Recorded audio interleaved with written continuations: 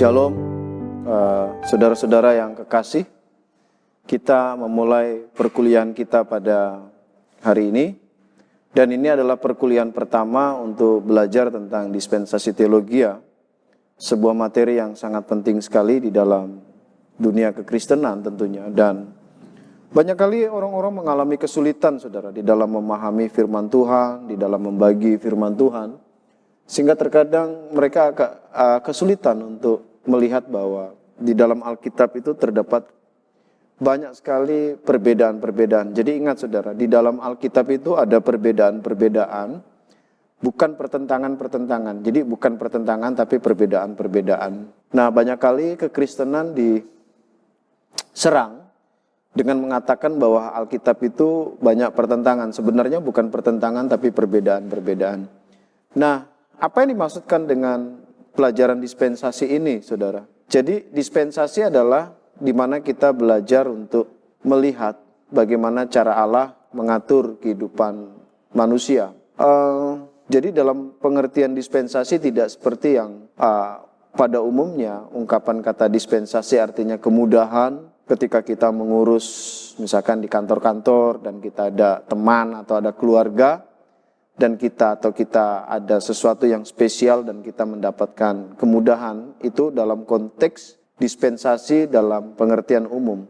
Tetapi kalau dalam pelajaran dispensasi teologi itu bukan berarti teologi yang mempelajari tentang kemudahan-kemudahan, bukan. Tetapi sebenarnya kata dispensasi teologi itu atau dispensasi diambil dari kata oikonomia atau biasa kalau dalam bahasa Indonesia dibilang ekonomi atau cara pengaturan rumah tangga. Jadi kalau dalam bahasa Yunaninya diambil dari dua kata oikos dan nomos, yang artinya bagaimana Allah mengatur kehidupan umat manusia atau kehidupan manusia disesuaikan dengan ketetapan-ketetapan yang Allah sudah berikan kepada manusia. Nah, di dalam konsep pelajaran dispensasi ini tujuannya adalah yang tadi seperti saya katakan bahwa kita akan menemukan banyak sekali perbedaan-perbedaan yang nampaknya saling bertentangan, sebenarnya tidak bertentangan. Contoh misalkan kalau kita melihat di dalam tentang hal makanan saja, kita akan melihat beberapa bagian misalkan di dalam Kejadian 1 ayat 28 dan 29. Mari kita membukanya.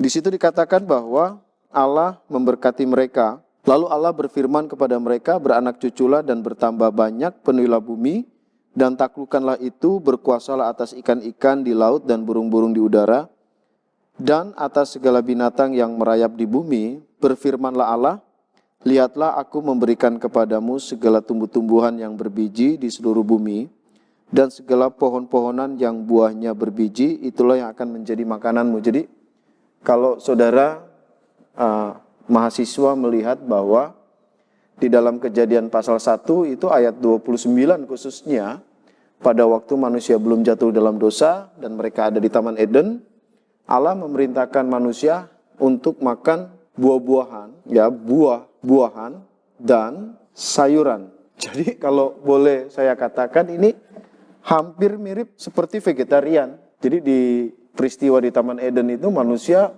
belum diperintahkan untuk makan binatang atau daging-dagingan. Nah, kalau kita masuk lagi di dalam Kejadian ya, saudara, pasalnya yang ke-9, ayatnya yang ke-3 dan 4. Di situ dikatakan bahwa segala yang bergerak, yang hidup akan menjadi makananmu. Segala yang bergerak, yang hidup akan menjadi makananmu. Jadi Anda lihat, perintah yang kedua dalam Kejadian 9 ayat 3 dan 4, manusia diperintahkan untuk makan semua binatang. Semua binatang, ya, semua binatang bisa dimakan, tapi jangan makan darahnya. Tidak boleh makan darah. Tidak boleh makan darah. Ya. Jadi Anda lihat ada perubahan. Kalau tadi Kejadian 1 ayat 29, manusia hanya diperintahkan makan buah-buahan dan sayur-sayuran. Kemudian dalam Kejadian 9 ayat 3 dan 4, manusia diperbolehkan makan semua binatang, tapi tidak boleh makan darahnya. Nah, kalau kita datang lagi ke dalam Imamat pasal 11, ya, di dalam Imamat pasal 11, di situ ada pemisahan makanan. Ada yang haram, ya kalau bahasa Indonesianya, dan juga ada yang halal. Jadi yang haram tidak boleh dimakan, yang halal boleh dimakan. Ada perubahan lagi. Di sini semua boleh dimakan, ini ada yang tidak, ada yang boleh dimakan. Nah, kalau kita maju lagi di dalam Kisah Rasul 15 ayat 20, mari kita lihat di dalam Kisah Rasul, di situ dikatakan begini. Kisah Rasul 15 ayat 20, tetapi kita harus menulis surat kepada mereka supaya mereka menjauhkan diri dari makanan yang telah dicemarkan berhala-berhala, dari percabulan dan dari binatang yang mati dicekik. Jadi dalam Kisah Rasul 15 ayat 20, selain tidak bisa makan haram, di situ para rasul juga mengatakan tidak boleh makan daging yang tercekik. Ya, daging yang tercekik dengan yang dipersembahkan kepada berhala, nggak boleh dimakan. Nah, kalau seandainya kita maju lagi, misalkan kita dapatkan di dalam 1 Timotius pasal 4, ayat 4 dan 5, di situ dikatakan begini, saudara. Karena semua yang diciptakan Allah itu baik dan suatu pun tidak ada yang haram, jika diterima dengan ucapan syukur, sebab semuanya itu dikuduskan oleh firman Allah dan oleh doa. Jadi yang kelima, tentang hal makanan di dalam Alkitab, dalam 1 Timotius pasal 4, ayat 4 dan 5, Alkitab mengatakan tidak ada yang haram. Tidak ada haram. Ya, tidak ada yang haram, semuanya halal. Jadi Anda lihat bahwa ada sebuah ajaran yang biasa saudara biasanya dengar, ada ajaran full gospel atau Injil sepenuh. Sebenarnya banyak sih orang Kristen tidak memahami ajaran mereka, dan juga banyak orang-orang menggunakan istilah ini juga nggak ngerti seperti apa ajaran full gospel atau Injil sepenuh. Mereka mengajarkan bahwa seluruh peraturan dalam Alkitab itu harus dilakukan. Itu contoh misalkan. Ya, kalau seandainya seluruh Alkitab harus dilakukan, ini contoh yang paling mudah aja.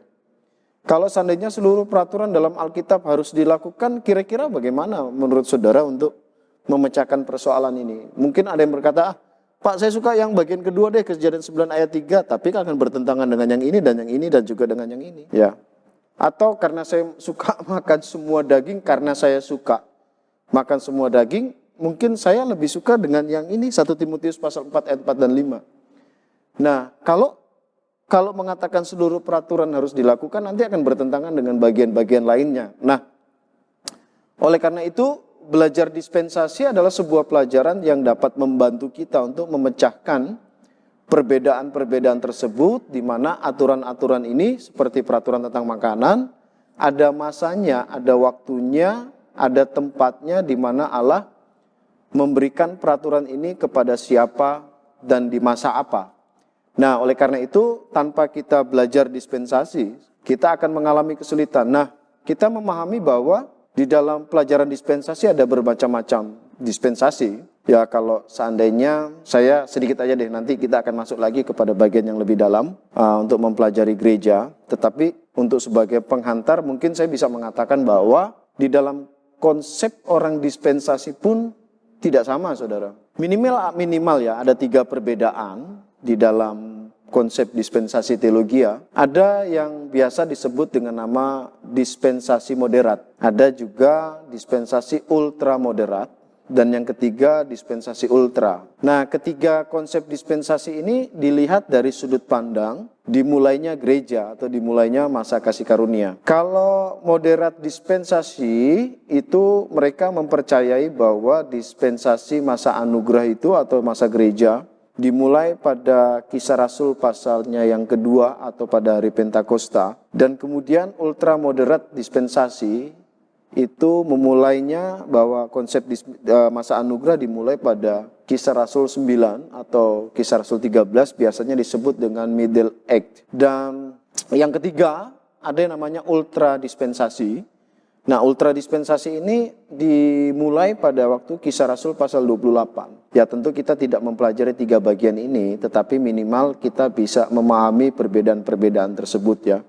Nah, bagi kita, pada waktu kita belajar dispensasi ini, kita ada pada ultra moderat dispensasi. Bagaimana dengan istilah ini? Saya menggunakan istilah ini, istilah yang biasa dipakai oleh Charles Ryrie dalam buku Teologia Dispensasi. Jadi ada 3 pandangan dalam dispensasi teologia. Nah, kita mempercayai bahwa di dalam dispensasi teologia itu ada 7 dispensasi, ya. Ada 7 dispensasi yang perlu kita pahami. Oke, saya tulis ke-7 dispensasi itu di sini, saudara ya. Yang pertama adalah dispensasi kesucian, ya, kesucian.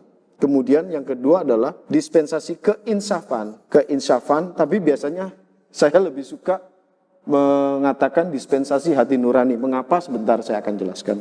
Dispensasi hati nurani. Hati nurani.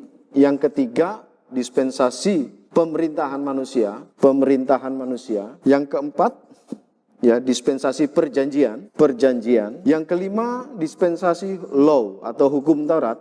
Hukum Taurat. Yang keenam, dispensasi anugerah atau kasih karunia hari ini. Anugerah atau bisa juga disebut rahasia, dispensasi rahasia atau dispensasi gereja tubuh Kristus. Dan yang ketujuh, dispensasi kerajaan. Jadi di dalam Alkitab ada 7 dispensasi yang bisa kita lihat, yang bisa kita pelajari.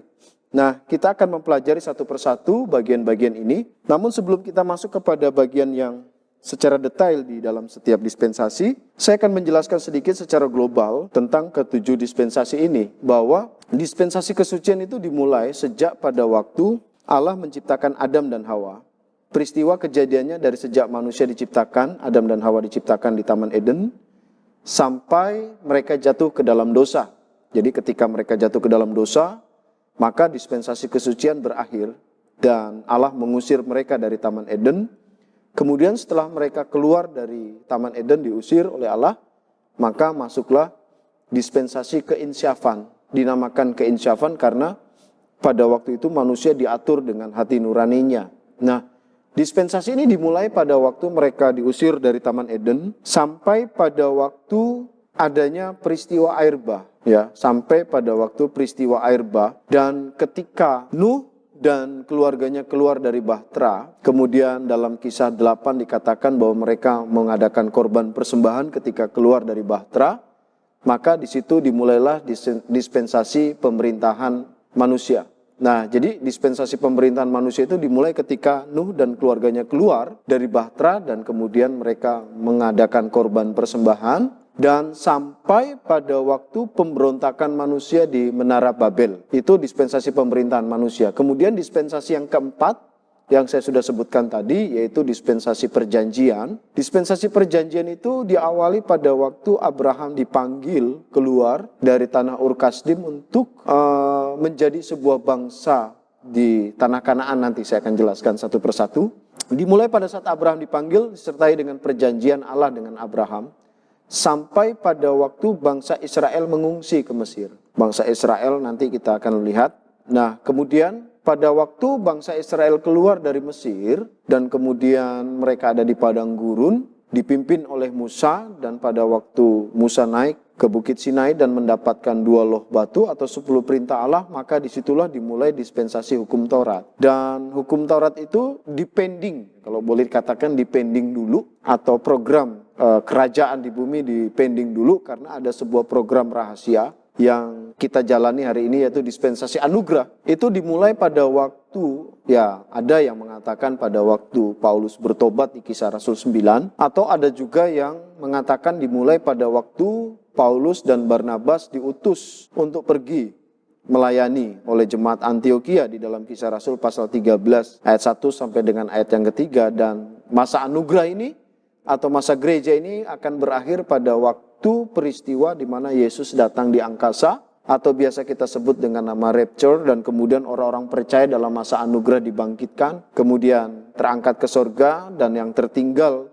orang-orang yang tidak percaya. Dan setelah pengangkatan terjadi, maka bumi akan masuk di dalam masa antikris, tribulasi. Nah, di dalam masa antikris inilah maka program hukum Taurat yang dipending tadi yang saya katakan dimulai kembali di dalam masa antikris. Nah, masa antikris ini berakhir pada waktu kedatangan Yesus yang kedua kali untuk peristiwa perang Harmagedon. Nah, setelah masa antikris berakhir, masuklah dispensasi yang terakhir, namanya dispensasi kerajaan. Itu dimulai sejak pada waktu peristiwa 1000 tahun damai di bumi sampai pada masa kekekalan di Yerusalem baru. Nah, nanti kita akan melihat pengharapan-pengharapan ini bahwa ternyata pengharapan orang percaya kepada Yesus ada 2, ada yang di bumi dan ada yang di sorga. Tentunya kita sudah memahami bahwa pengharapan bagi orang-orang percaya di dalam masa anugerah saat ini, pengharapan kita bukanlah pengharapan di Yerusalem baru, tetapi pengharapan kita adalah di sorga. Nah, saudara yang kekasih di dalam Tuhan, sebelum kita masuk di dalam masa setiap dispensasi atau 7 dispensasi tersebut, kita harus mempelajari sesuatu yang penting sekali, saudara. Satu penting karena banyak perdebatan di dalam dunia teologi yang mengenai tentang penciptaan. Nah, kita perlu memahami sedikit mengenai hal penciptaan ini, karena banyak pertanyaan-pertanyaan yang meragukan tentang kealahan, bahwa Allah sang pencipta dan sebagainya. Nah, kalau kita membaca di dalam Kejadian pasal 1 ayat 1 dan 2, pada mulanya Allah menciptakan langit dan bumi. Bumi belum berbentuk dan kosong, gelap gulita menutupi samudera raya, dan roh Allah melayang-layang di atas permukaan air. Jadi, kalau kita melihat dalam Kejadian 1 ayat 1 dan 2, ini adalah sebuah tema yang besar, tema besar tentang proses penciptaan. Ya, sebuah tema yang besar tentang proses penciptaan. Dan kemudian penjelasan penciptaannya itu dijelaskan pada ayat 3 dan selanjutnya. Jadi kalau saudara membaca pasal 1 ayat 1 dan 2 itu adalah tema besar tentang proses penciptaan.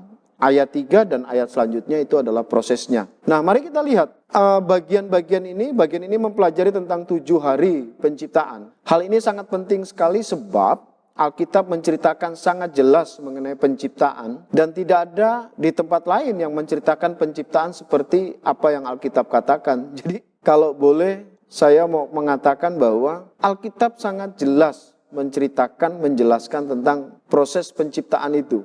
Tidak ada bagian-bagian atau kitab-kitab lain yang menjelaskan secara detail tentang proses penciptaan itu. Nah, kita melihat bahwa pada hari yang pertama dalam Kejadian pasal 1 dikatakan bahwa, khususnya ayat yang ketiga ya, berfirmanlah Allah melihat bahwa terang itu baik, lalu dipisahkannyalah terang itu dari gelap. Dan Allah menamai terang itu siang dan gelap itu malam. Jadilah petang dan jadilah pagi, itulah hari yang pertama. Anda lihat, perhatikan, ini yang seringkali saya dapatkan dan baru-baru saya mengajar ke pemuda saya mengenai tentang penciptaan. Ada seorang pemuda yang punya konsep liberal yang tidak mempercayai bahwa Alkitab itu harus diterjemahkan secara literal dan selalu saja menentang tentang hari-hari penciptaan. Kita memahami bahwa di dalam proses penciptaan di dalam Alkitab, kalau satu hari ya 24 jam. 24 jam. Nah, pertanyaannya begini, saudara. Kalau seandainya satu hari 1 kali 24 jam, bagaimana mungkin Pak Sigit mempercayai bahwa hari pertama, hari kedua, sampai hari yang ketujuh itu adalah 1 kali 24 jam? Padahal penciptaan matahari itu pada hari yang keempat. Bagaimana Pak Sigit mempercayai bahwa itu adalah satu hari itu 1 kali 24 jam? Sebenarnya jawaban itu gampang banget, saudara. Anda lihat, pada waktu hari pertama, ya, dikatakan bahwa Allah menciptakan langit dan bumi. Jadi pertama Allah menciptakan langit dan bumi. Ya, langit dan bumi. Perhatikan. Kemudian hari yang pertama itu juga Tuhan menciptakan terang di sini yang menerangi bumi. Bagaimana Pak Sigit percaya bahwa hari pertama, hari kedua, hari ketiga itu adalah betul-betul 1 kali 24 jam?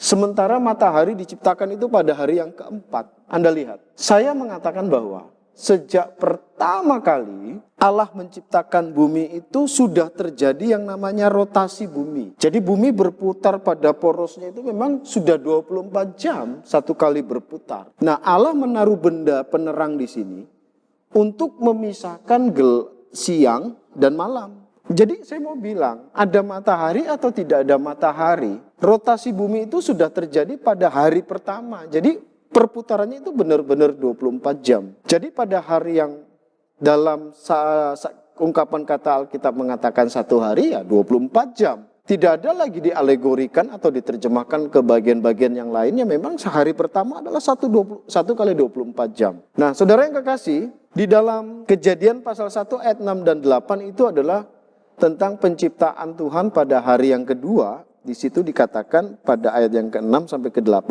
Berfirmanlah Allah, jadilah cakrawala di tengah segala air untuk memisahkan air dari air. Maka Allah menjadikan cakrawala dan ia memisahkan air yang ada di bawah cakrawala itu dan air yang ada di atasnya. Dan jadilah demikian, lalu Allah menamai cakrawala itu langit, jadilah petang dan jadilah pagi, itulah hari yang kedua. Jadi hari yang kedua Tuhan menciptakan cakrawala. Jadi kalau saya boleh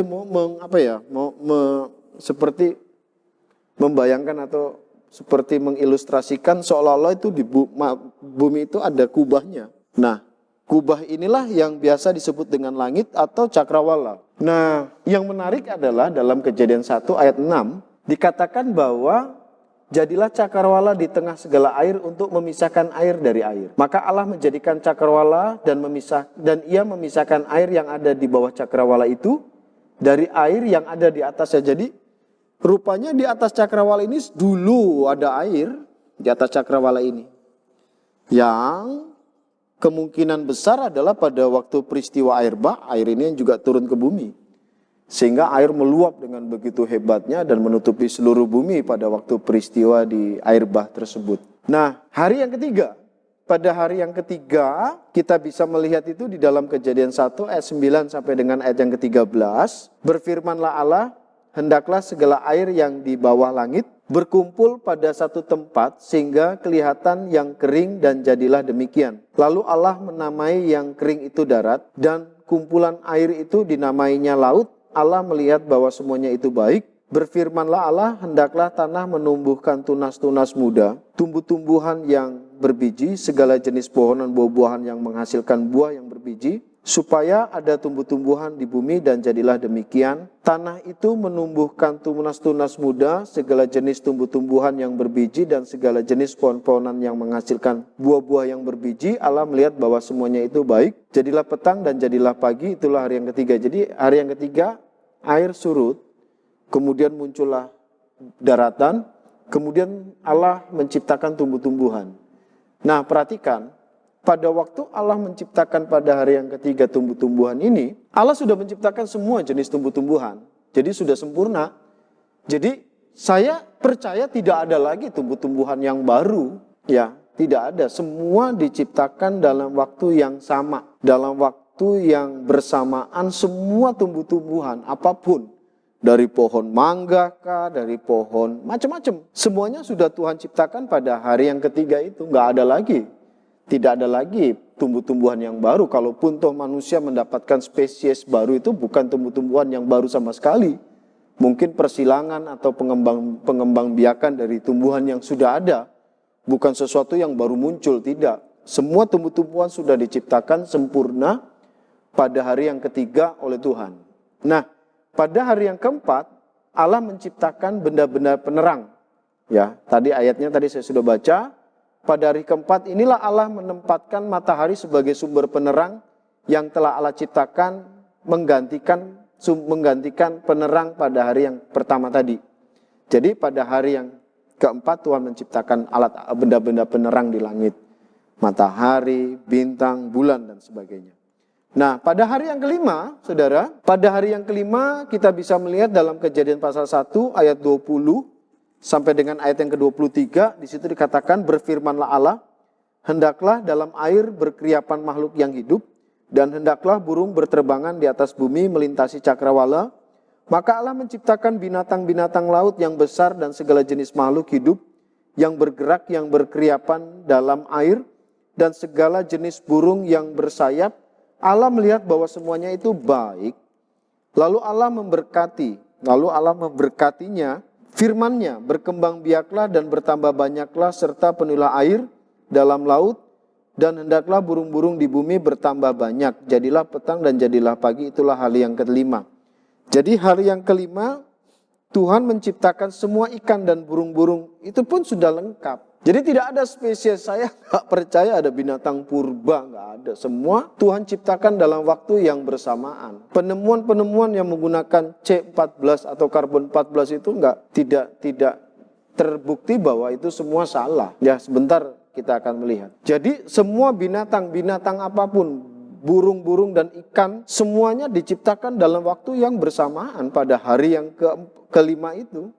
Ya, pada hari yang kelima tersebut Tuhan sudah menciptakan semua burung, semua ikan itu sudah lengkap. Nggak ada lagi binatang yang baru, ikan yang baru atau burung yang baru, nggak ada. Kalaupun toh mendapatkan burung spesies mungkin spesies baru itu bukan spesies yang baru ditemukan pada waktu sekarang. Allah sudah menciptakan pada waktu yang bersamaan. Ya, menemukannya baru-baru saja. Jadi tidak ada yang purba atau yang setengah purba atau yang tidak purba. Kemudian pada hari yang ke-6 Allah menciptakan dalam Kejadian 1 ayat 24 sampai dengan 31 itu Allah menciptakan manusia serupa dengan gambar Allah. Semuanya itu baik dan manusia menjadi mahakarya agung Allah. Tapi ingat, pada hari yang ke-6 itu juga Tuhan menciptakan makhluk hidup semua makhluk hidup yang belum diciptakan Tuhan pada hari yang pertama sampai hari yang ke-5, maksudnya binatang. Nah, kita baca aja ya, dalam Kejadian 1 ayat 24 sampai dengan 31 berkata, "Berfirmanlah Allah, hendaklah bumi mengeluarkan segala jenis makhluk yang hidup, ternak dan binatang melata dan segala jenis binatang liar." Jadi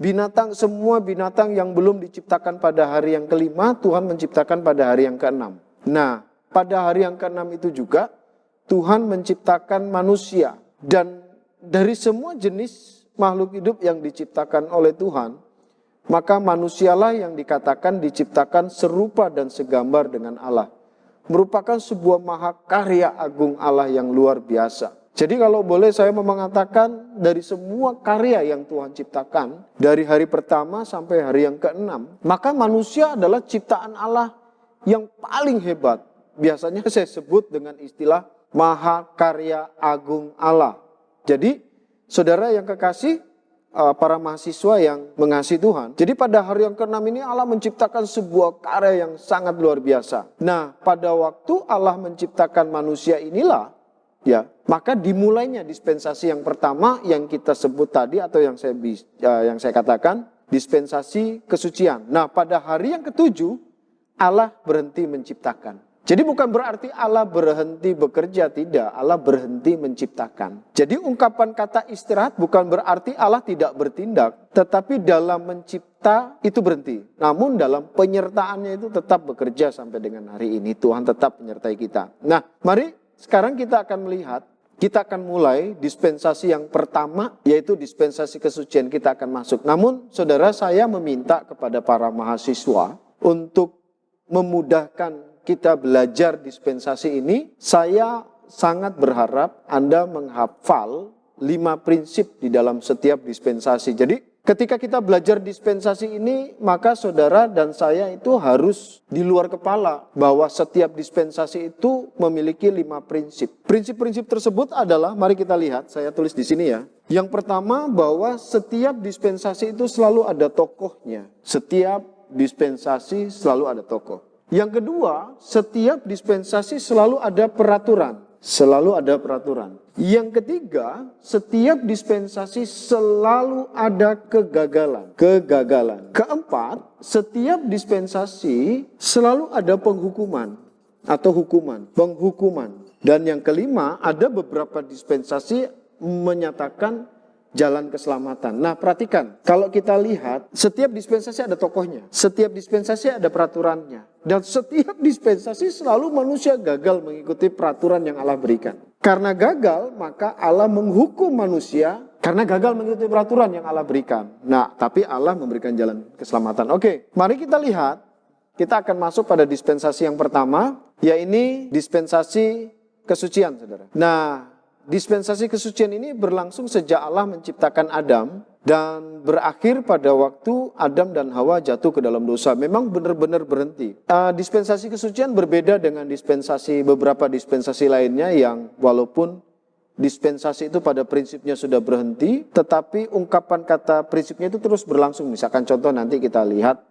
dispensasi hati nurani. Walaupun dispensasinya udah berhenti, tapi prinsip dari hati nurani manusia itu tetap berjalan.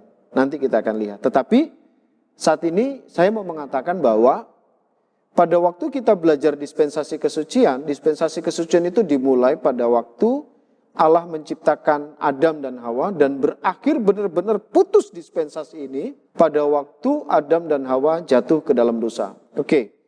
Nah, sebagai tokoh yang Allah pilih di dalam dispensasi kesucian ini tentu Adam.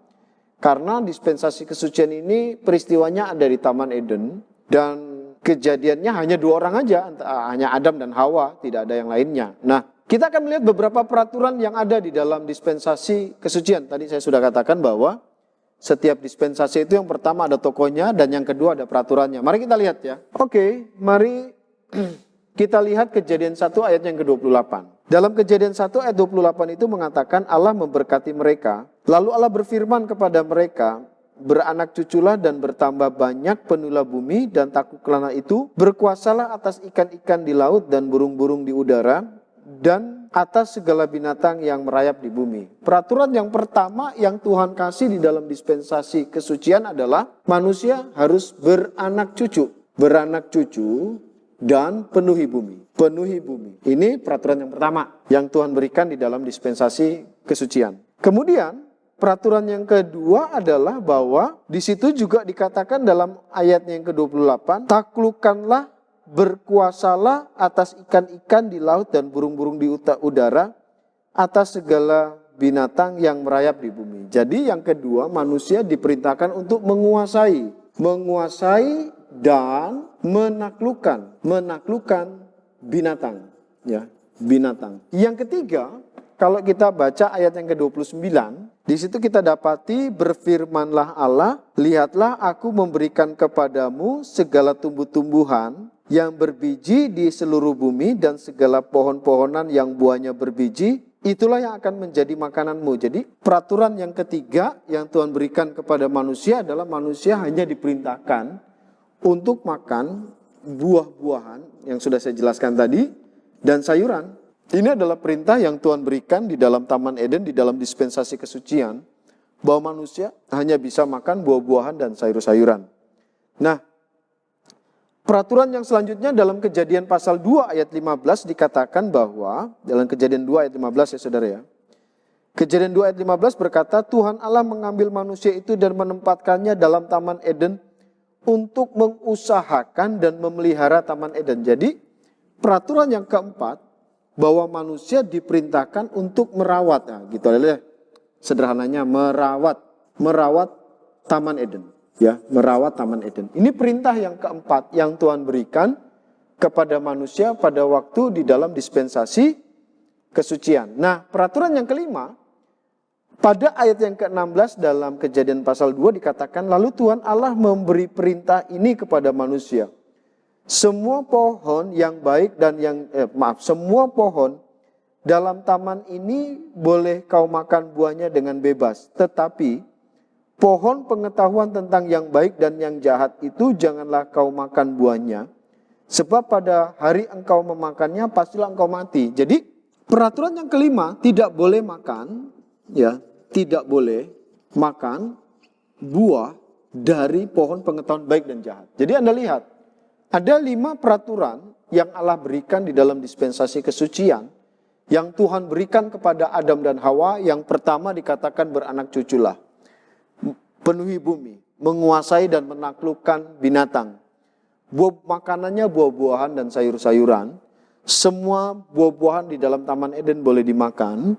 Kemudian mereka harus merawat Taman Eden. Yang kelima, manusia tidak boleh makan buah dari pohon pengetahuan baik dan jahat. Nah, ini peraturan yang Tuhan berikan di dalam dispensasi kesucian. Dan kita akan masuk pada prinsip yang ketiga yang saya sudah katakan tadi. Pertama tokoh, kedua peraturan, yang ketiga adalah kegagalan.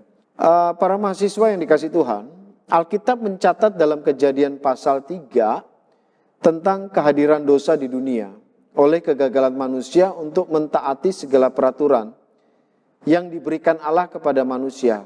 Setan telah menjadi musuh Allah sehingga dia datang untuk menggoda kedua manusia yang tak berdosa tersebut. Strategi setan untuk menggoda manusia itu dari zaman dulu sampai sekarang sama.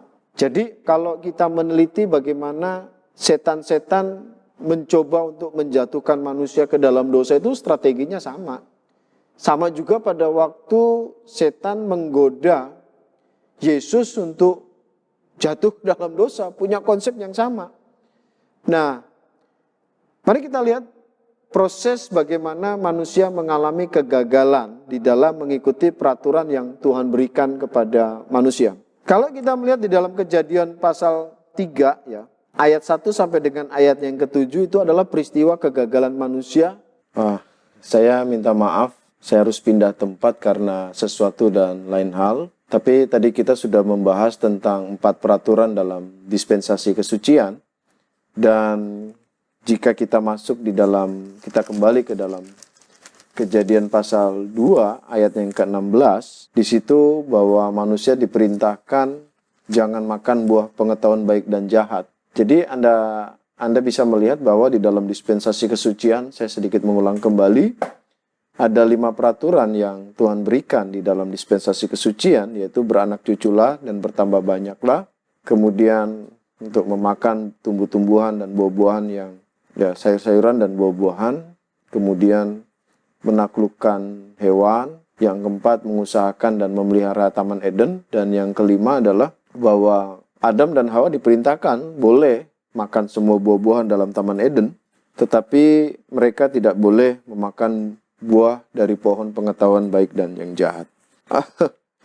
Seringkali saya ditanyakan begini, jika Tuhan tahu manusia akan jatuh dalam dosa karena memakan buah tersebut, mengapa Allah masih membiarkan pohon itu ada di tengah-tengah Taman Eden? Maka saya menjawabnya begini, saudara.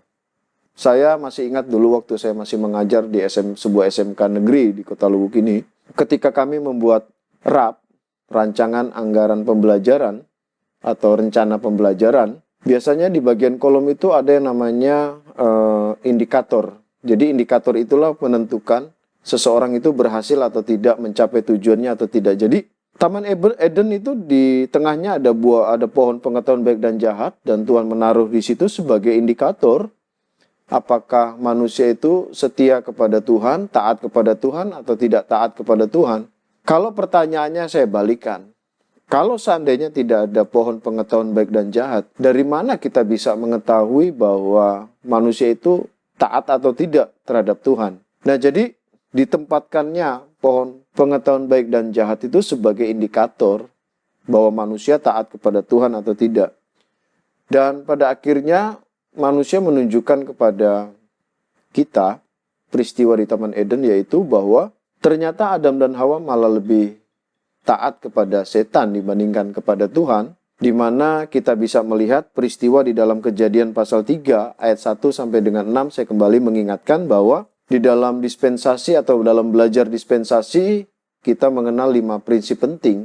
Yang pertama adalah tokoh, yang kedua adalah peraturan, dan tadi saya sudah sebutkan 5 peraturan di dalam dispensasi kesucian. Dan yang ketiga, sekarang kita akan melihat prinsip yang ketiga, yaitu kegagalan manusia di dispensasi kesucian ini. Maka kita bisa melihat dalam Kejadian pasal 3 ayat 1 sampai dengan ayat yang ke-6, di situ dikatakan bahwa adapun ular ialah yang paling cerdik dari segala binatang di darat yang dijadikan oleh Tuhan Allah. Ular itu berkata kepada perempuan itu, tentulah Allah berfirman, semua pohon dalam taman ini jangan kamu makan buahnya, bukan? Lalu sahut perempuan itu kepada ular itu, buah pohon-pohonan dalam taman ini boleh kami makan. Tetapi tentang buah pohon yang ada di tengah-tengah taman, Allah berfirman, jangan kamu makan ataupun raba buah itu, nanti kamu mati.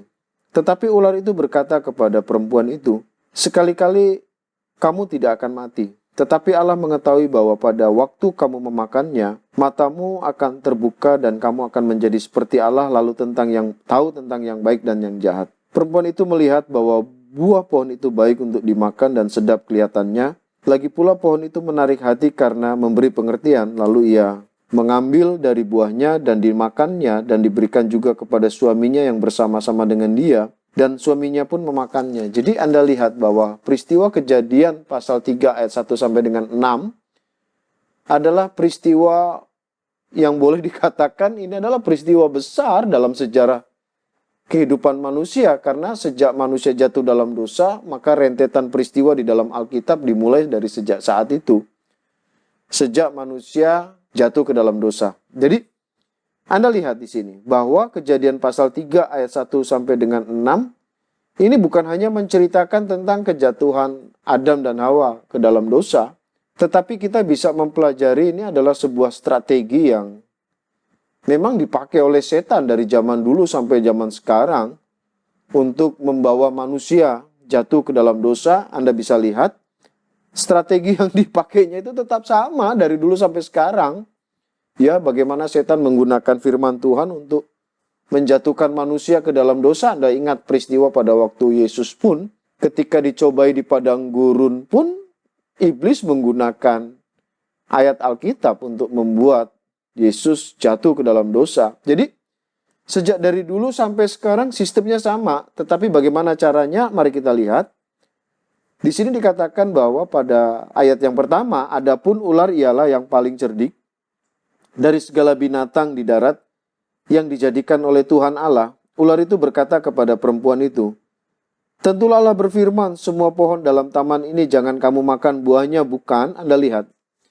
Ini menarik banget. Kenapa? Karena dalam ayat pertama ini, setelah iblis berkata, tentulah Allah berfirman, semua pohon dalam taman ini jangan kamu makan buahnya, bukan? Jadi ini adalah sebuah kalimat pertanyaan yang sebenarnya memiliki tujuan bahwa iblis berusaha untuk meragukan firman Tuhan kepada Hawa dengan perkataan bukan. Jadi memang dari dulu sampai sekarang iblis itu berusaha untuk selalu meragukan tentang kebenaran firman Tuhan. Bahkan bukan cuma meragukan, kalau boleh memang tidak percaya sama sekali bahwa Alkitab itu adalah firman Tuhan. Jadi, saudara, saya mau mengatakan bahwa sejak dari dulu sampai sekarang, ya jangan heran kalau banyak orang-orang di kalangan Kristen sendiri pun meragukan firman Tuhan. Saya mengatakan kepada jemaat bahwa ketika kita meragukan firman Tuhan sebagai sesuatu pedoman yang tertinggi dalam hidup kita, maka sebenarnya kita sedang membuka peluang untuk kita jatuh ke dalam dosa. Ya, saya mengatakan bahwa memang benar di dalam kekristenan ada 3 pandangan di dalam memahami Alkitab. Ada yang mengatakan bahwa Alkitab bukan firman Allah. Itu yang dipahami oleh kaum-kaum liberalisme ekstrim. Ada juga orang-orang yang biasa kita sebut dengan nama neo-ortodoks yang juga sudah terpengaruh dengan godaan setan ini dengan mengatakan bahwa Alkitab berisi atau menjadi firman Tuhan. Jadi mereka meragukan bahwa seluruh bagian dari Alkitab itu adalah firman Tuhan. Ya, saya sedikit mengatakan kepada jemaat juga sih, kalau Anda meragukan firman Tuhan, kata meragukan itu bukan hanya Anda tidak mempercayai seluruh Alkitab adalah ilham Allah. Tetapi ketika hidup Anda tidak lagi bergantung kepada Alkitab, ketika hidup Anda tidak lagi merenungkan Alkitab, ketika Anda tidak lagi mengambil waktu untuk menyelidiki firman Tuhan, saya mengatakan bahwa Anda sedang dalam posisi meragukan bahwa Alkitab itu menjadi pedoman dalam hidup Anda dan sedang membuka diri kita untuk jatuh ke dalam dosa. Dan ini yang terjadi. Iblis berhasil membuat Hawa ragu terhadap apa yang Tuhan katakan kepada dia. Nah, Anda lihat, perempuan itu berkata begini di dalam ayat yang kedua, lalu sahut perempuan itu kepada ular itu, buah pohon-pohonan dalam taman ini boleh kami makan. Tetapi tentang buah pohon yang ada di tengah-tengah taman, Allah berfirman, jangan kamu makan ataupun raba buah itu, nanti kamu mati. Anda lihat. Hawa mulai meragukan firman Allah, dan pada ayat kedua dan ayat yang ketiga, kita bisa mendapatkan sebuah statement yang ini sungguh luar biasa. Hawa langsung mudah sekali terjerumus ke dalam jebakan iblis, di mana ia mulai memiliki konsep yang salah terhadap Tuhan. Tuhan hanya bilang jangan kamu memakannya, tapi Hawa menambah dengan berkata janganlah kamu meraba. Tuhan gak pernah bilang bahwa kamu tidak boleh meraba. Yang Tuhan katakan kamu tidak boleh memakannya.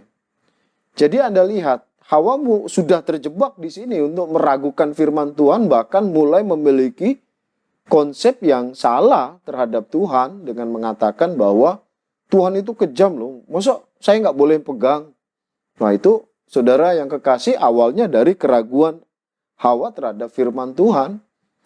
Dan kemudian ayat yang keempat, tetapi ular itu berkata kepada perempuan itu, perhatikan. Tetapi ular itu berkata kepada perempuan itu, sekali-kali kamu tidak akan mati, tetapi Allah mengetahui bahwa pada waktu kamu memakannya, matamu akan terbuka, dan kamu akan menjadi seperti Allah, tahu tentang yang baik dan yang jahat. Anda lihat, firman Tuhan pun pada saat ini, pada ayat yang keempat dan kelima, iblis merubah lagi dengan mengatakan tidak akan mati.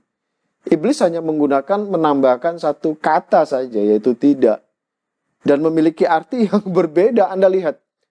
Jadi dari sejak zaman dulu memang cara iblis membuat manusia jatuh ke dalam dosa ya bukan hanya membuat manusia meragukan tentang keabsahan dan keabsolutan firman Tuhan, tetapi iblis berusaha untuk menambahkan kata di dalam firman Tuhan.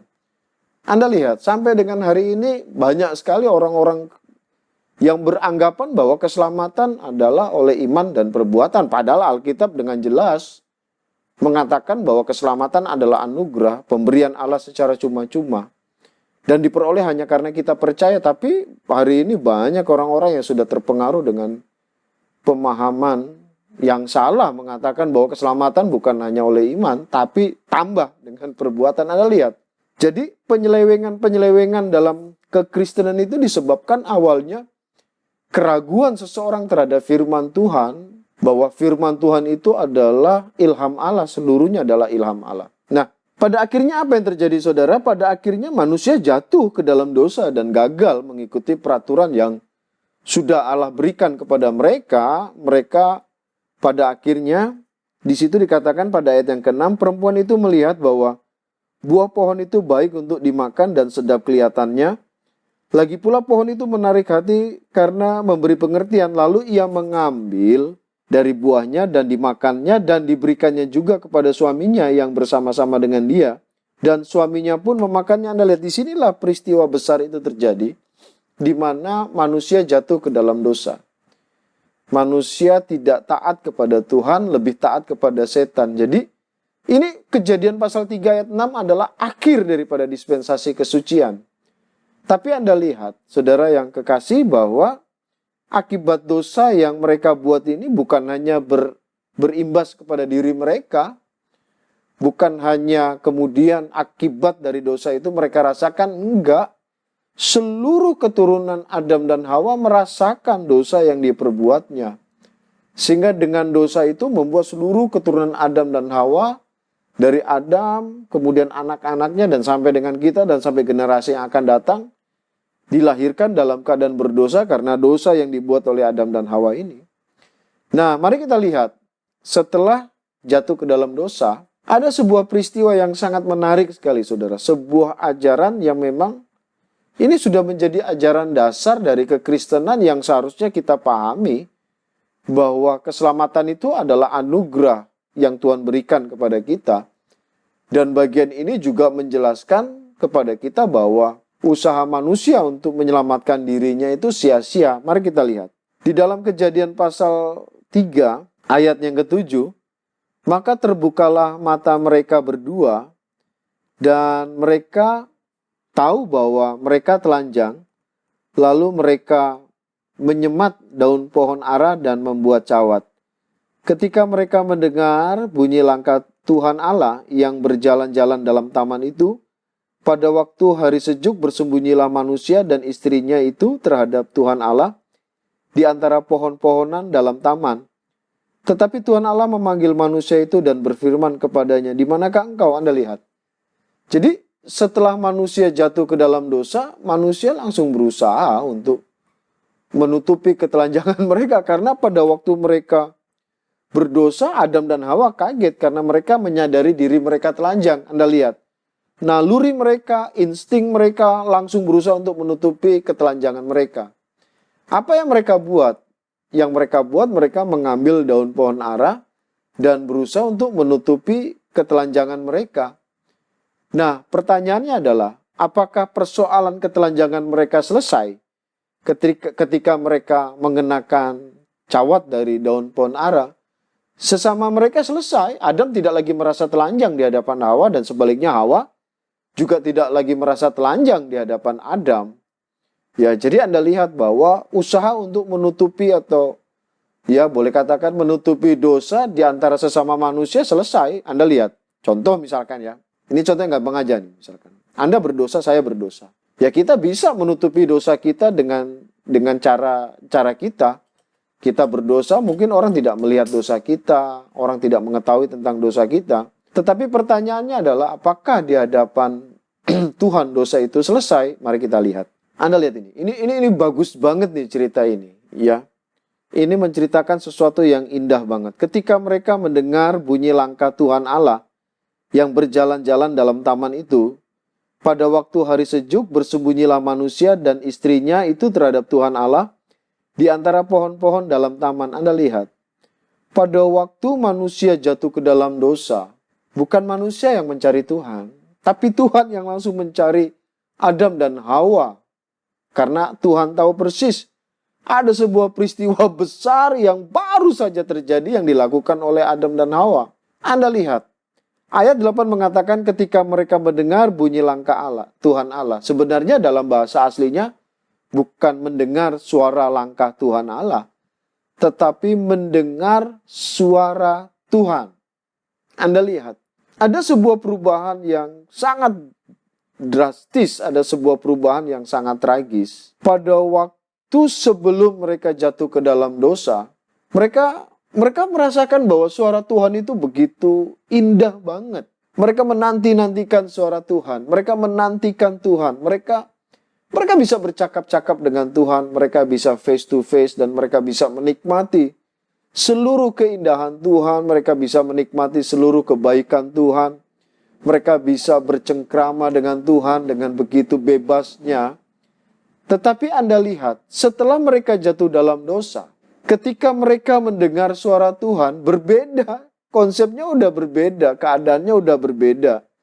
Yang tadinya begitu bersuka cita mendengarkan suara Tuhan, tetapi ketika mereka setelah jatuh dalam dosa, ketika mereka mendengar suara Tuhan, yang mereka lakukan adalah mereka bersembunyi terhadap Allah di antara pohon-pohon dalam taman. Loh, kenapa mereka bersembunyi, saudara? Ini bagus banget. Tetapi Tuhan Allah memanggil manusia itu dan berfirman kepadanya, "Di manakah engkau?" Nah, apa jawab mereka? Ia menjawab, "Ketika aku mendengar bahwa engkau ada dalam taman ini, aku menjadi takut." Anda lihat, ada sebuah perubahan yang sungguh-sungguh menyedihkan. Sebelum mereka jatuh dalam dosa, suara Tuhan itu begitu indah di telinga mereka. Suara Tuhan itu begitu indah di hati dan pikiran mereka. Tapi setelah mereka jatuh dalam dosa, ketika mereka mendengar suara Tuhan, Adam mengatakan, "Kami menjadi takut." Suara Tuhan menjadi sesuatu yang menakutkan. Dan ini pengalaman-pengalaman ini sering saya alami dalam kehidupan saya sebagai seorang gembala.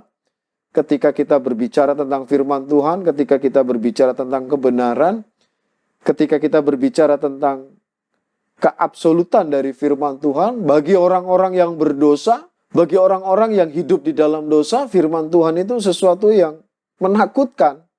Mereka nggak suka dengar hal-hal yang seperti itu. Dan firman Tuhan seperti sesuatu yang tidak indah bagi mereka. Itu memang sudah menjadi bagian dari kehidupan orang berdosa, saudara. Nah, kemudian dia berkata, "Aku menjadi takut karena aku telanjang." Ini menariknya. Ketika Tuhan masuk ke dalam Taman Eden dan Tuhan memanggil Adam, "Adam, Hawa, Hawa, di manakah engkau?" Mereka bersembunyi. Kenapa mereka sembunyi? Mereka takut, dan yang menariknya adalah mereka berkata, "Karena aku telanjang." Loh, kok telanjang? Bukankah Adam dan Hawa sudah mengenakan cawat dari daun pohon ara? Nah, Anda lihat, pada waktu Adam dan Hawa menutupi dosa mereka dengan cawat dari daun pohon ara, ya selesai urusan mereka dengan sesama manusia, selesai. Tetapi bagaimana dengan di hadapan Tuhan? Nggak selesai. Ini membuktikan bahwa, saudara lihat, ini membuktikan bahwa dosa tidak bisa diselesaikan dengan usaha manusia. Ini membuktikan bahwa sudah sejak dari awal Alkitab udah mengajarkan kepada kita bahwa untuk menyelamatkan dirinya, manusia nggak bisa dengan usahanya. Usaha manusia nggak mampu, nggak bisa menyelesaikan dosanya. Ini sebenarnya udah sejak awal Alkitab mengajarkan kepada kita, manusia nggak bisa selamat dengan usahanya, nggak bisa. Nah, sekarang kita akan melihat apa yang Tuhan usahakan, apa yang Tuhan lakukan untuk menyelesaikan dosa mereka. Mari kita lihat ayat pasal 3 ini, ayat yang ke-21 berkata, "Dan Tuhan Allah membuat pakaian dari kulit binatang untuk manusia dan untuk istrinya itu, lalu mengenakannya kepada mereka." Jadi untuk menutupi dosa mereka, untuk menyelesaikan dosa mereka, satu-satunya cara harus Allah yang mengusahakan. Harus Allah yang menyelesaikan, nggak ada cara lain. Apa yang Allah lakukan? Allah ambil binatang untuk diambil kulitnya. Ya nggak mungkin lah binatang lagi lewat-lewat, kemudian Tuhan karena dia maha kuasa, kemudian dia bilang kulit tercabut. Ya nggak mungkin begitu, saudara. Ya pasti Tuhan ambil binatang itu, dan kemudian disembelih binatang itu, tercurah darahnya. Ini sebagai bentuk gambaran yang Tuhan ajarkan kepada Adam dan Hawa, bahwa Allah langsung memberitahukan bahwa untuk menyelesaikan dosamu harus ada penumpahan darah. Ini menceritakan, menggambarkan tentang sebuah pengorbanan yang akan dilakukan oleh Yesus yang sempurna itu untuk menyelesaikan dosa manusia. Jadi sejak dari awal, ketika manusia jatuh dalam dosa, Allah langsung mencari. Allah mencari, Allah menyelesaikan, dan Allah juga memberitahukan tentang berita Injil kepada mereka bahwa untuk menebus dosa manusia nggak bisa dengan usaha manusia. Harus usaha Allah. Jadi disembelih binatang itu, diambil kulitnya, dan dibuatlah itu menjadi pakaian dan dikenakan kepada Adam dan Hawa. Selesai. Jadi Anda lihat, kalau saya membuat sebuah tulisan di sini, berarti Anda lihat, ya, usaha manusia itu gagal, ya, untuk menyelamatkan dirinya.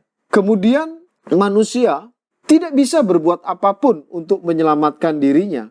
Harus Allah yang mengusahakan supaya manusia bisa selamat. Jadi Anda lihat di sini. Jadi sudah sejak dari awal Allah itu sudah menceritakan, menjelaskan kepada kita bahwa keselamatan itu bukan usaha manusia. Keselamatan itu adalah usaha yang dikerjakan oleh Allah untuk menyelamatkan manusia. Nah, saudara yang kekasih, para mahasiswa yang saya kasihi di dalam Tuhan, kita bisa melihat, kita udah melihat prinsip ini dan kita akan melihat lagi hukuman apakah yang Tuhan berikan kepada manusia karena mereka jatuh ke dalam dosa. Jadi kita udah lihat tadi, saya sudah jelaskan tokohnya, peraturannya, dan kegagalannya. Sekarang kita akan lihat hukuman yang Allah berikan. Nah, Tuhan bilang begini, kamu boleh makan buah-buahan dalam taman ini, semuanya kamu boleh makan. Tapi ingat, kamu tidak boleh makan buah pohon pengetahuan baik dan yang jahat. Kamu nggak boleh. Kalau kamu makan, kamu akan mati. Nah, saya terima Yesus sebagai Tuhan dan Juru Selamat pribadi itu, sebenarnya mendengar sudah mulai tertarik dengan berita Injil itu pada bulan Desember tahun 96. Tapi saya benar-benar percaya Yesus sebagai Tuhan dan Juru Selamat pribadi itu tahun 97 bulan Januari, saudara. Nah, pada waktu sejak saya terima Yesus itu, saya baca bagian ini. Dan saya berkata kepada Tuhan ketika saya membaca, kalau kamu makan, kamu akan mati. Pada waktu mereka jatuh ke dalam dosa, mereka makan buah pohon pengetahuan baik dan jahat. Saya bertanya, apa Tuhan bohong? Tuhan bilang kalau kamu makan, kamu akan mati. Tapi setelah makan, mereka nggak mati kok. Mereka masih beraktivitas. Mereka masih melakukan aktivitas. Nah, saudara, untuk menjawab bagian ini tentunya kita harus memahami dulu arti kata mati itu sendiri. Ya, mati itu sebenarnya artinya sederhananya adalah perpisahan. Jadi kalau seandainya saudara pergi ke rumah duka dan ada orang mati di situ, kenapa dikatakan mati? Karena memang roh dan jiwanya sudah terpisah dari tubuhnya, dan itu kita katakan mati. Ya, karena adanya perpisahan antara tubuh dan roh dan jiwanya. Nah, untuk memahami hal tersebut, ketika Tuhan mengatakan kalau kamu memakannya kamu akan mati, maka kita harus memahami yang seperti yang saya katakan tadi, harus paham arti kata mati itu adalah perpisahan. Nah, sebelum saya membahas bagian itu, saudara, maka kita lihat dulu hukuman-hukuman apa yang Tuhan berikan selain daripada kematian tersebut. Kita lihat ayat yang ke-16 berkata, firman-Nya kepada perempuan itu, susah payahmu waktu mengandung akan kubuat sangat banyak.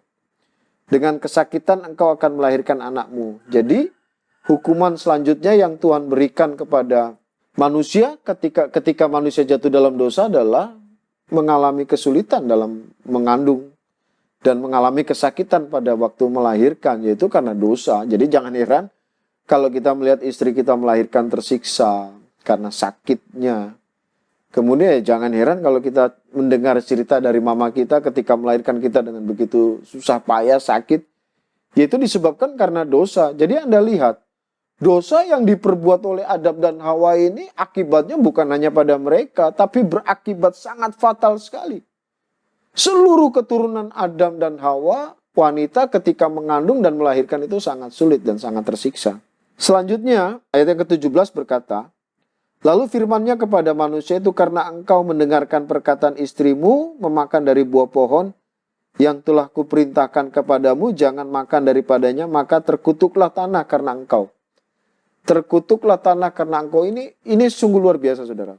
Saya pada waktu S1, saya membuat skripsi bagian ini juga. Salah satunya bagian ini. Anda lihat. Jadi pada waktu manusia jatuh dalam dosa, bumi jadi terkutuk. Yang terkutuk itu bukan cuma buminya, bukan cuma tanahnya. Tapi seluruh elemen yang ada di atas bumi, yang ada di dalam bumi, semuanya terkontaminasi oleh dosa itu. Jadi terkutuk. Ya, termasuk bintang-bintang dan langit dan semuanya terkutuk. Karena dosa itu. Dan juga termasuk seluruh binatang-binatang mendapatkan imbasnya dari dosa yang dibuat oleh Adam dan Hawa. Dulu sebelum adanya dosa, binatang nggak ada rantai makanan. Ya, mungkin saudara tahu ya, rantai makanan itu yang ada namanya produsen, kemudian konsumen tingkat pertama, konsumen tingkat 2, konsumen tingkat 3. Ya, misalnya contoh, tikus makan padi, tikus dimakan ular, ular dimakan elang. Ya ada rantai makanan. Dulu nggak ada kayak gitu. Tapi setelah dosa membuat binatang menjadi buas, menjadi liar. Tetapi sebenarnya kalau mau dibandingkan dengan manusia, manusia jauh lebih buas. Jauh lebih liar karena dosa itu. Ya, saya bilang sama jemaat, kalau ular itu dibilang galak atau ganas, ya kalau nggak diganggu nggak apa-apa, dia diam. Tapi manusia nggak perlu diganggu untuk mengganggu orang lain. Ya, manusia nggak perlu diganggu untuk menyakiti orang lain. Niatnya menyakiti orang, iri hati, kemarahan, dendam itu ada dalam diri manusia. Jauh lebih jahat, tapi nanti kita lihat. Allah itu begitu hebat banget. Allah tahu manusia ketika berdosa itu manusia jadi jahat. Tapi Allah memagarinya supaya tidak menjadi sangat jahat. Nanti kita lihat ketika kita masuk di dispensasi bagian yang kedua. Ayat yang ke-18. Semak duri dan rumput duri yang akan dihasilkannya bagimu dan tumbuh-tumbuhan di padang akan menjadi makananmu. Dengan berpeluh engkau akan mencari makananmu sampai engkau kembali lagi menjadi tanah. Ini kematian jasmani. Dan kemudian manusia yang tadinya Adam menikmati Taman Eden untuk hanya pelihara saja. Kemudian makanan sudah tersedia semua di situ. Tetapi sejak Adam dan Hawa jatuh dalam dosa, mereka harus bekerja bersusah payah untuk mendapatkan makanan. Nah, ayat yang ke-19 ini juga berkata bahwa sampai engkau kembali lagi menjadi tanah. Saya mau sedikit menjelaskan kepada mahasiswa mengenai tentang kata mati ini. Ya, Anda lihat. Jadi tadi saya sudah katakan bahwa mati itu artinya adalah perpisahan. Jadi pada waktu Tuhan mengatakan kalau engkau memakannya engkau pasti mati, maka kita harus memahaminya bahwa mati yang dimaksudkan di sini ada 3 kematian. Mati rohani, mati jasmani, dan mati kekal. Ya. Nah, Anda lihat. Pada waktu Adam dan Hawa makan buah pohon pengetahuan baik dan jahat, mereka tidak langsung mati secara jasmani. Tetapi perlahan-lahan pada akhirnya mereka sampai pada kematian jasmani. Jadi saya jelaskan dulu, mati itu artinya perpisahan. Ya, perpisahan. Nah, Anda lihat, kematian rohanilah yang pada waktu manusia jatuh dalam dosa langsung manusia mengalami kematian rohani. Putus hubungan antara Allah dan manusia, putus. Nah, saudara, untuk menjelaskan bagian ini, saya percaya bahwa manusia itu trikotomi. Ya, manusia itu trikotomi. Trikotomi itu bahwa manusia itu terdiri dari tubuh, jiwa, dan roh. Nah, mari kita lihat satu bagian penting di dalam pada waktu Allah menciptakan manusia ya. Pada waktu Allah, ini anggaplah ini Allah. Pada waktu Allah menciptakan manusia, manusia itu diambil dari debu dan tanah. Anda lihat. Jadi pada waktu Allah mengambil manusia dari debu dan tanah, ini belum hidup ini masih dalam keadaan seperti patung. Di mana Allah membuat manusia dari debu dan tanah, ini belum hidup ini. Karena ini baru tubuh. Tetapi pada waktu Allah menghembuskan rohnya ke hidup manusia, tubuh, tambah roh, di situ dikatakan barulah manusia menjadi jiwa yang hidup. Ya, jiwa yang hidup. Nah, Anda lihat. Jadi manusia terdiri dari 3, tubuh, roh, dan jiwa. Ya. Nah, bagian jiwa ini, tapi kita nggak masuk di sini saudara ya, karena kita bukan belajar tentang antropologi. Ya, jiwa terdiri dari 3, pikiran, ya, emosi, dan ini tekad atau pengambil keputusan. Ya, tekad. Makanya jangan heran kalau ada orang dikatakan sakit jiwa, ya, sakit pikirannya, emosinya, tekadnya. Jadi kalau saudara berkata, sakit sekali nih pikiran saya, sakit hati saya, berarti memang kita sedang sakit jiwa. Tapi kadarnya ya mungkin tidak separah yang sudah jalan-jalan di jalan. Ya. Nah, Anda lihat, jadi manusia terdiri dari 3, tubuh, jiwa, dan roh. Nah, saya teringat di dalam Yohanes 4 ayat 24 berkata, karena Allah itu roh, maka menyembahlah kamu di dalam roh dan kebenaran. Jadi, roh manusia inilah yang berfungsi untuk berhubungan dengan Tuhan. Jadi yang dimaksudkan dengan kematian rohani adalah di mana roh manusia nggak berfungsi lagi, udah nggak berfungsi. Ya ada, roh manusia ada, roh orang berdosa itu ada. Orang yang tidak percaya Yesus itu rohnya ada, tetapi rohnya udah nggak berfungsi. Itu sama dengan kalau Anda melihat di channel YouTube saya, di dalam tentang keselamatan, upah dosa ialah maut, mati, bahwa manusia terpisah dengan Allah, itu sama dengan kalau Anda punya HP, Anda bisa berkomunikasi dengan banyak orang, Anda bisa berhubungan dengan orang, Anda bisa berhubungan dengan internet itu. Saya tanya sih sama seseorang yang tahu tentang komponen HP, kenapa bisa melakukan semuanya itu? Karena ada IC sinyal namanya. Nah, kalau IC sinyalnya rusak, maka HP biar mau canggih bagaimana nggak bisa berhubungan dengan siapapun. Jadi saya mau mengatakan bahwa roh manusia ini seperti sinyal, IC sinyalnya kita kepada Tuhan. Tetapi karena roh ini mati, ya IC sinyalnya mati. Tidak ada hubungan dengan Tuhan. Tidak ada hubungan dengan apapun yang diperbuat oleh tubuhnya, percuma. Karena dia sedang dalam keadaan mati secara rohani. Putus hubungan antara Allah dan manusia.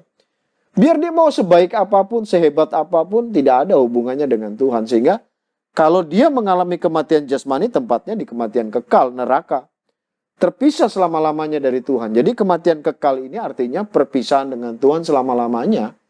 Tuhan di sorga, maka orang yang mati jasmani dalam keadaan mati rohani, ya tempatnya di neraka. Nah, oleh karena itu, saya menjelaskan di dalam pelajaran-pelajaran Alkitab yang biasa saya bawakan ke jemaat atau di dalam penjelasan tentang kelahiran kembali, ya pada waktu di mana ketika kita menerima Yesus, kita mengalami kelahiran kembali di mana roh kita dihidupkan dan roh Allah bersatu bersama-sama dengan roh kita seperti yang diungkapkan di dalam Roma pasal 8. Roh itu bersaksi bersama-sama dengan Roh Kudus. Jadi Anda lihat, jadi yang dimaksudkan dengan pada waktu Allah mengatakan kalau kamu makan, kamu akan mati, maka manusia terancam kepada 3 kematian ini. Pada waktu mereka jatuh dalam dosa, kematian rohani langsung terjadi, putus hubungan antara Allah dan manusia, langsung putus total sama sekali. Jadi Anda lihat, hukuman yang terjadi atas dosa manusia,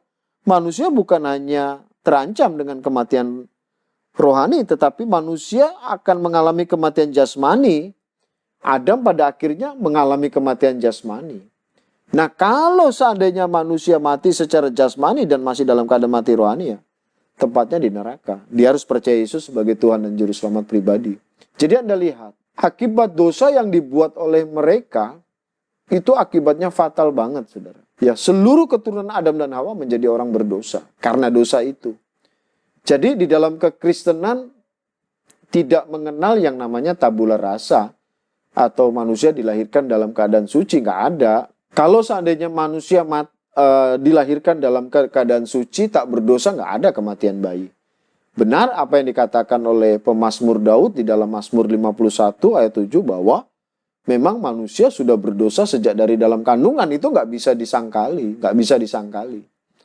Apapun yang mau diutarakan, diungkapkan, teori apapun, tetap Alkitab mengatakan bahwa kita dilahirkan dalam keadaan bersalah, dalam keadaan berdosa. Dalam keadaan yang memang berdosa. Nggak ada orang dilahirkan dalam keadaan suci, itu menyangkali kebenaran Alkitab. Kalau ada orang Kristen mengatakan bahwa bayi dilahirkan dalam keadaan suci, nggak ada. Jadi Anda lihat, prinsip-prinsip yang sangat penting di dalam dispensasi kesucian adalah, pertama, tokohnya adalah Adam. Allah memberikan perintah kepada manusia di Taman Eden, 1, kamu harus bertambah banyak dan penuhilah bumi. Diberikan makanan, sayur-sayuran dan buah-buahan. Yang keempat, manusia diberikan perintah untuk menguasai binatang. Yang kelima, manusia diberikan perintah untuk merawat Taman Eden, boleh makan semua buah-buahan dalam taman itu, tetapi nggak boleh makan buah dari pohon pengetahuan baik dan jahat. Tetapi pada akhirnya manusia gagal mengikuti peraturan yang Allah berikan, di mana manusia lebih taat kepada setan dibandingkan kepada Tuhan sendiri, dengan memakan buah pohon dari pohon pengetahuan baik dan jahat. Dan manusia menjadi berdosa, dan hukumannya itu tadi saya sudah ungkapkan. Beberapa hukuman, dan ini sangat fatal sekali, saudara. Nah, namun walaupun manusia terancam oleh kematian kekal, Allah langsung datang kepada manusia memberitahukan bahwa akan ada pengorbanan yang akan disembelih, yang akan dikorbankan darahnya sempurna, yaitu Yesus, untuk menebus dosamu. Jadi sejak dari Adam dan Hawa jatuh dalam dosa, berita Injil langsung disampaikan oleh Tuhan. Allah langsung menyampaikan programnya bahwa Yesus akan datang untuk menebus dosa manusia. Dan berita Injil bukan hanya berita yang disampaikan Allah, diberikan contoh kepada Allah, contoh Allah dari Allah kepada manusia, bukan hanya dalam penyembelihan binatang tersebut. Tetapi yang sangat penting adalah ketika Tuhan berfirman dalam Kejadian 3 ayat 15. Mari kita lihat. Ini penting sekali, saudara. Kejadian 3 ayat 15. Ya. Kejadian 3 ayat 15 itu adalah sebuah janji tentang berita Injil yang sungguh menakjubkan. Sungguh luar biasa. Kejadian 3 ayat 15. Firman Tuhan berkata begini. Aku akan mengadakan permusuhan antara engkau dan perempuan ini, antara keturunanmu dan keturunannya. Keturunannya akan meremukkan kepalamu dan engkau akan meremukkan tumitnya. Jadi Allah mengatakan bahwa akan ada permusuhan antara Hawa dan iblis. Ya, versus. Antara keturunan Hawa dan iblis. Pertanyaannya, siapakah keturunan Hawa ini yang dimaksudkan oleh Tuhan? Yang dimaksudkan keturunan dari Hawa ini adalah Yesus, ya, yang akan mati di kayu salib, di mana dikatakan bahwa ular ini akan memagut tumitnya Yesus, dan Yesus akan mengalami kematian di kayu salib karena menanggung dosa manusia. Nah, sedikit saya mau jelaskan bagian ini. Ini penting banget. Jadi, kalau saya mau runut gini. Jadi Kejadian 3 ayat 15 itu berisi tentang nubuatan bahwa Yesus akan mati di salib. Untuk Yesus mati di kayu salib, maka Yesus harus menjadi manusia. Ya, harus menjadi manusia. Untuk menjadi manusia, Yesus bukan datang ujuk-ujuk, kemudian muncul sebagai manusia, enggak. Yesus harus datang sebagai manusia dan menurut garis keturunan manusia.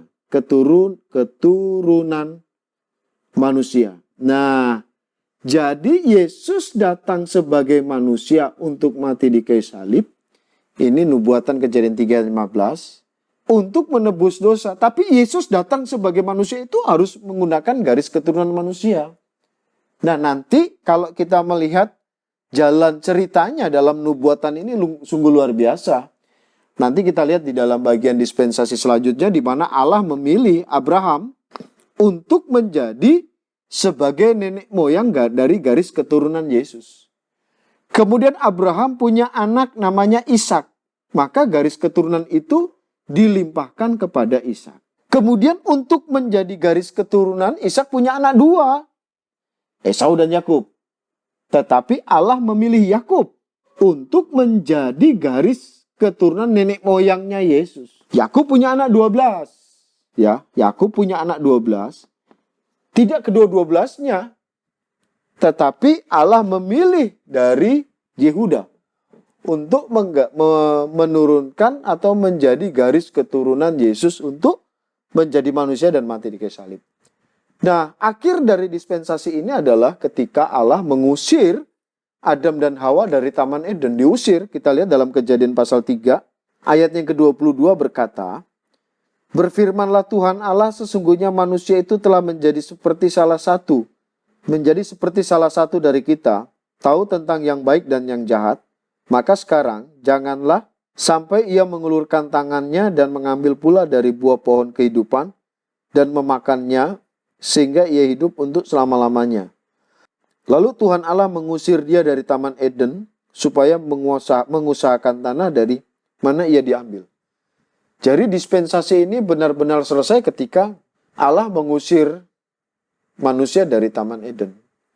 Dan itu prinsip yang keempat, yaitu penghukuman yang Allah berikan kepada manusia. Bagian dari hukuman yang Allah berikan kepada manusia.